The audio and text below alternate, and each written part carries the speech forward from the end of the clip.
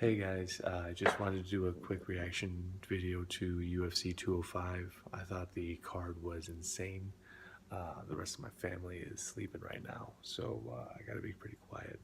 I'm making myself a little snack just before bed, and I just got a couple things I want to say about the fights. They were really ridiculous. Alright, like I said, it's late. My family's sleeping. I'm gonna go to sleep soon. I got my snack ready. So I'm only going to talk about the main card. The first fight of the night was Pennington versus Miesha Tate. I was super impressed by Pennington's jab and her ability to keep distance away from Miesha Tate. Miesha Tate, I think, broke her nose in the second round. It was pretty brutal. It started to swell up pretty bad. You could tell she was in a lot of pain. Miesha Tate ended up retiring after this fight, which is a big loss, I think, to women's MMA, but she's had her run. If she doesn't want to be there anymore, that's completely up to her. All in all, I thought that was a wonderful fight, and my hat's off to Pennington for the victory. All right, the second fight of the night was Merrill versus Chris Weidman. Chris Weidman was really impressive, I think, in the first round, beginning of the second round, but Merrill was a really explosive guy. I believe his power started to take over, and then he hit him with a very explosive knee that honestly I thought for a split second cracked his skull open with all the bleeding and the hair. I honestly thought I could see his brain. That was really dramatic and very impressive win for Yoel Romero. Always got to remember how dangerous that guy is in his upcoming fights. All right, the third fight on the main card was Johanna Jędrzejczyk versus Carolina Kotlowska.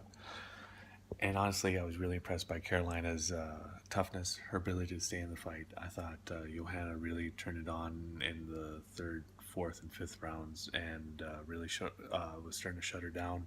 I still think Carolina put on a good finish in the fifth round. I don't think she was ever out of the fight. I think it was really impressive. And bottom line, I'm always going to be impressed by Johanna whenever she fights. She fights like a machine. She's really super technical. She always seems to be where she needs to be. It's very impressive to watch her go. But Carolina seemed to be matching her in the first two rounds, and it really seemed to be very competitive until Johanna just really came above head and shoulders here and really showed why she's still a champion. All right, for the co-main event of the evening, we had Stephen Wonderboy Thompson versus Tyron Woodley.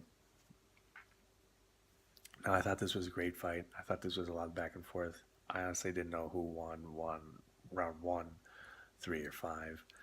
I thought that was straight in the air. I had no idea.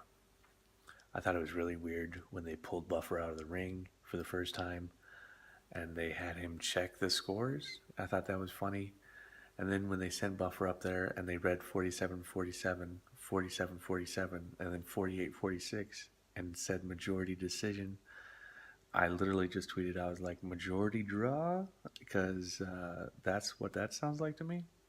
And then they go actually through the process of getting interviewed. Joe Rogan's about to say something.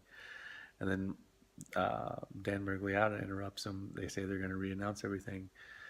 Tyron Woodley has a really bad reaction to it, which I think Tyron Woodley kind of reacts like he has a chip on his shoulder a lot anyway. I'm not saying that he shouldn't. A lot of people don't give him the respect he deserves, but I think if you react like you have a chip on your shoulder, you're not really going to get the respect you deserve sometimes, but still very easy to be impressed by Tyron Woodley. The foot speed of Wonderboy Thompson was amazing. I thought that was a great fight, regardless of the outcome or the semi-changed outcome. Tyron Woodley still remains champion regardless, and we still get to watch a good fight. So I don't really like that a lot of people were booing towards the end of it. I didn't think that made sense. I don't think that helps anybody. If you want to express your disappointment, you can do much better things than trying to make somebody feel bad for, putting their life on the line or risking their head or their future brain cells or whatever.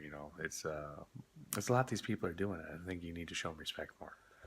Now, the main event of the evening, we had Conor McGregor versus Eddie Alvarez, and sorry to say that I had Eddie Alvarez, and my poison touch was a big effect on this fight, and it's all my fault. Conor McGregor really talks the talk. He really, really talks the talk. Sometimes he doesn't stop talking the talk. But really, he's a very impressive fighter. His timing is amazing. he judges distance better than I think I've seen anybody do. He predicts fights. He does. He not just the outcomes of fights, or he does need to shut up sometimes, but he predicts where fights are going to go. He handles, he adapts. It's really impressive, and I'm tired of him talking so much. It's really disappointing that what he get like 4 knockdowns in the end of it, and Eddie Alvarez barely touched him. Conor McGregor almost didn't get to have his dream of having 2 belts, which I thought was pretty funny. They Dana White had to give him another belt just to get him to shut the hell up. I thought that was great. All in all, I thought this was a really great card. Even the undercard, which I didn't talk about, was really good, and the main card was even better.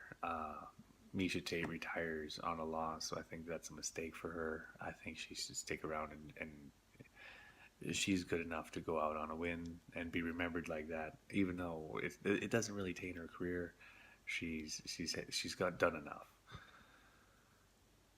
Chris Weidman, I think it's really disappointing that he didn't judge the distance and give Ewell enough respect. I think he started to get a little overconfident after the first and beginning of the second round.